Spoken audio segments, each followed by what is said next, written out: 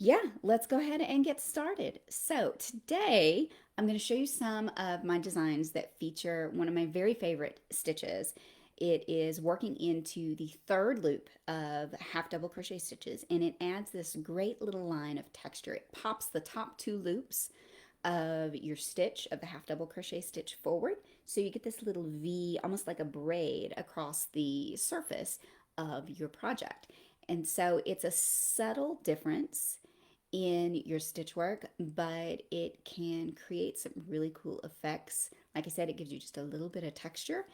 And I was going through my list of designs that I have available, and um, I found about half a dozen of them. And I'm like, you know what? I feel like I'm missing something. So I went in and I did a search um, through my Ravelry designs. And if you don't know this, if you're looking for a specific stitch, you can search for that word. But if you don't get any results, try selecting, I think it's look in notes or search in notes. So if you search in the notes of the pattern or the description of the pattern, that's where you're more likely to bring up these specific stitches or techniques that you might be looking for. So insider tip, if you're looking through my design specifically, but also others, if you're looking for a specific stitch or technique, try doing a search, an advanced search from amongst the patterns that you're looking through. And if you don't get results, click on that button that says search in notes, because that's where I put the list of stitches and techniques that you'll be working with in my patterns. So anyway, uh, I had this list of about half a dozen patterns, right? And I'm like, I feel like I'm missing something. And so I went back in and I did this search, and it popped up and it still had six. I was like, well, something still isn't right here. So I counted my projects that I had set out, and I counted the things that were listed on Ravelry, and I suddenly realized that I had a seventh project actually, but I had one that was in my stack and one that was on my list. And so it was a different six projects. And so I was right. There was something else there, but it took me a while to figure it out. I felt a little bit silly. So I went back in and I added that note into the pattern that was missing in the search results. And of course, I went and dug around until I found all of my projects featuring working into the third loop. So let's take a look. This is the first one that I designed using this technique, and this is called the Indubious Neckwarmer. So I'm going to be taking stuff off and on. My hair's probably going to get wild and crazy, so just bear with me if that happens. All right, and so this is a buttoned cowl. Of course, you can pull it up over your head, but I'm trying not to get too crazy just yet. All right, so it is a angled cowl. So these edges are angled. You use increases and decreases. But if you look here, these lines, that is the texture that's created by working into the third loop. So there's two lines here, and it ends in between these spaces here, and that's actually the buttonholes. See here, my favorite toggle buttons, and then I just use these spaces as buttonholes, right? And so this is a pretty simple pattern. You've got, let's see here, 1, 2, 3 sections where you use the third loop technique. So it's at the top and the bottom and in the middle.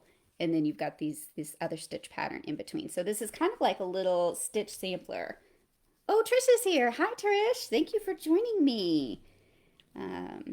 So yeah. Oh, and then this edging here. I wanted to show you this too. So here, when I finish it, I come back through and I add a line of surface crochet. And what that is you take your crochet hook and you go like this, doing a chain stitch. And so this gives you basically the same effect as working into the third loop, right? But this was added after the fact. So I worked a series of stitches along the edge of the rows, and then I worked this chain stitch essentially this surface crochet chain stitch along the bottom edge of that row of stitches to kind of disguise the fact that I was working into different stitches, because if you've ever worked in edging and crochet, sometimes you know that it'll dip down, especially if you're working with a variety of stitches like this. So, very first pattern, the Indubious Neckwarmer, that used that technique of working into the third loop of half double crochet stitches. And that one is available in my Ravelry shop as well as on Etsy. All right. Now, this one, just a second, I'm going to get some water. This one is one of my very favorite designs because I totally nerded out with this one. This is one of my pom-pom rejects. So they were doing a theme for like the moon and lunar themes. And so this is my lunar phases cowl. And I used the phases of the moon to help design this pattern. And so I won't nerd out on you again with it, but in these panels that I have here, you can see those lines there coming across, and that is where we work into the third loop. It gives those lines, you can see that texture even from a distance, right? And so this is worked to be either a loose cowl like this, or you can double wrap it, although it is pretty snug.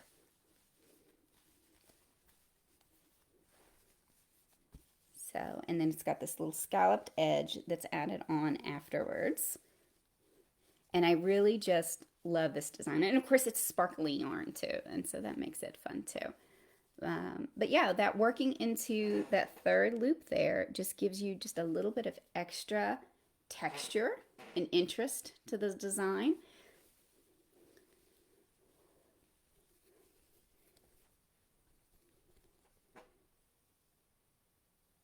And so you get those lines.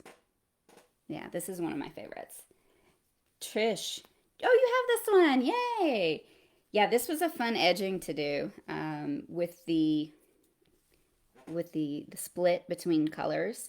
And so what I did, and it made a lot of ends, I admit. But I worked across the edge here, and then when I came to this, I just changed colors and continued working the stitch here. And then I changed colors to work around the edge. And so I really like the way that turned out with the color change in the middle of the shell. I thought that was fun to do. All right, so this is Lunar Phases, and yeah, one of my favorites. Okay, next up I have a hat, and this one only uses, ooh, if this is dark, gonna be hard for you to see. The only place I use working into the third loop is at this very, very bottom edge here. All right, so the rest of this is worked into the back loop only. Let me see if I can get an angle on that light there. Nah, not so much. So this edge here, right before the brim, that's right there. That is where I worked, and so you would be doing it this way, right?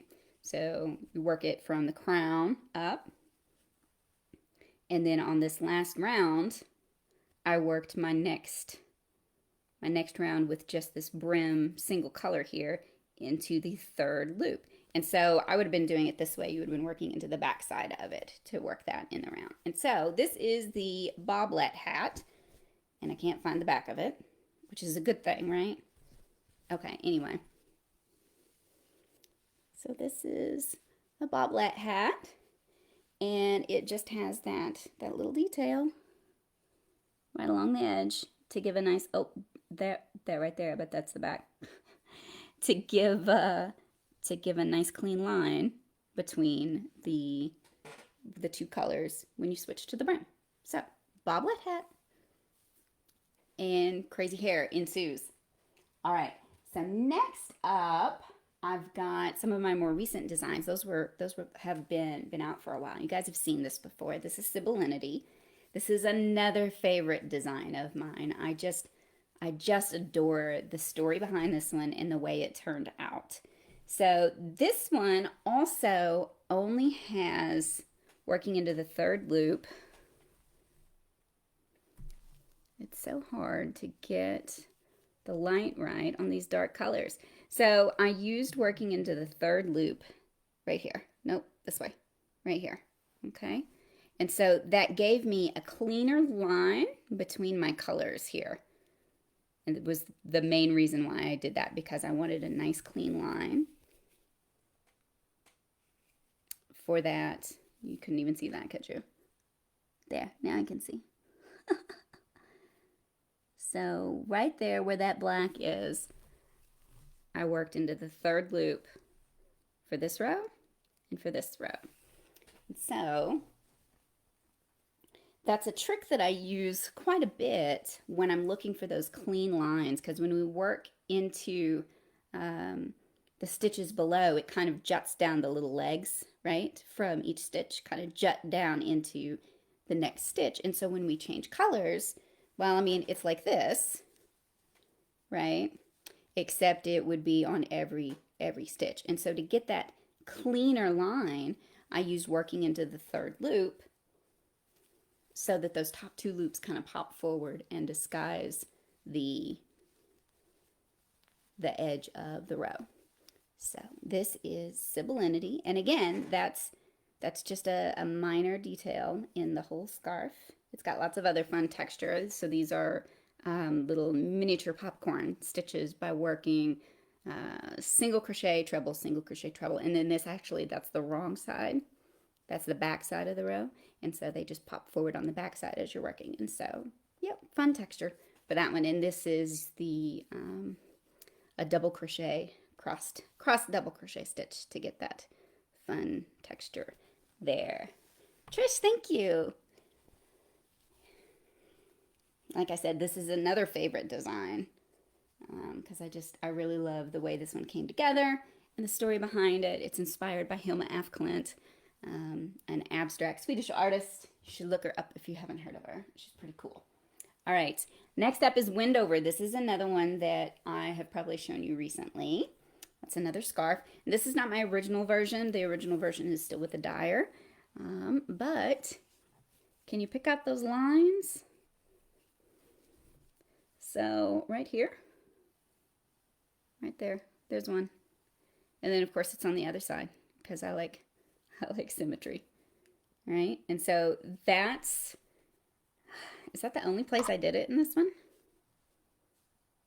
Yeah, I think it is. I think it's just those two lines that go down the center of the scarf. So this is worked lengthwise, so back and forth in long, long rows. And so it's a really subtle detail, adding this little line here, but it adds just enough surface texture to be interesting. Okay, and so again, this is Wendover, another scarf. Here, we'll do this one this way.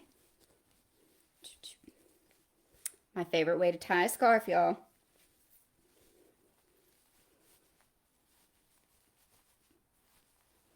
And I think this one turned out really beautifully in this kind of creamy off-white color. I really like the way this one turned out.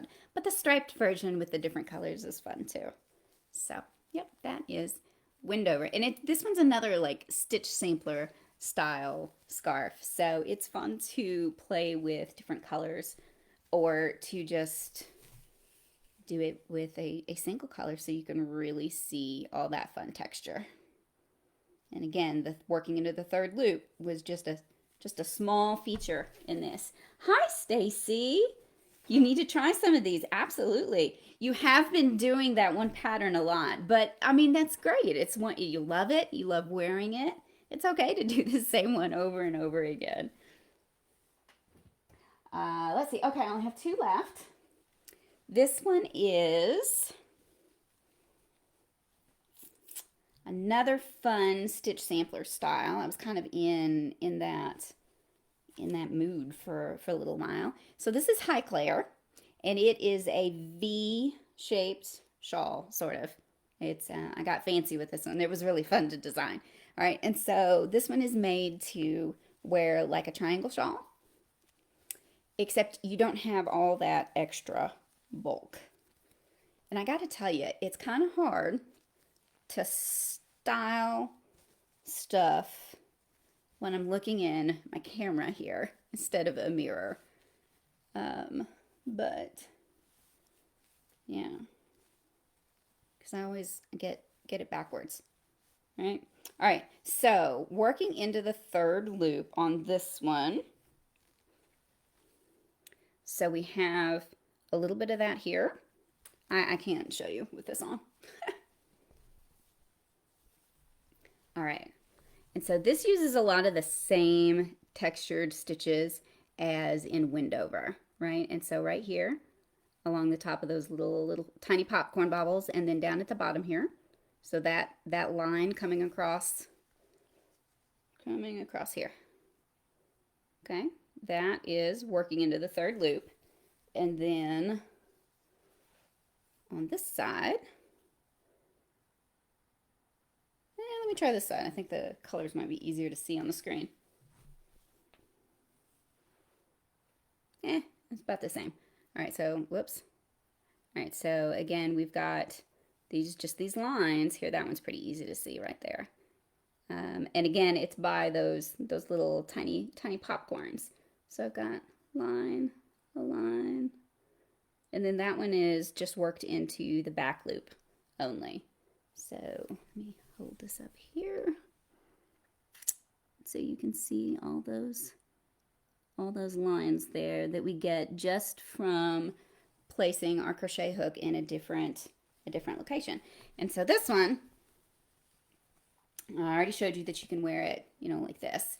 You can also do it in half and wear it kind of like a scarf and then put the ends through there. And I did it backwards because it's inside out. But that's okay. You'll kind of get the gist of it here. And so you can wear it kind of like a scarf wrapped through that center. And then you can tweak it. So you've got, this is the center end there, and then your other ends here. And so that's a fun twist on how to wear this one.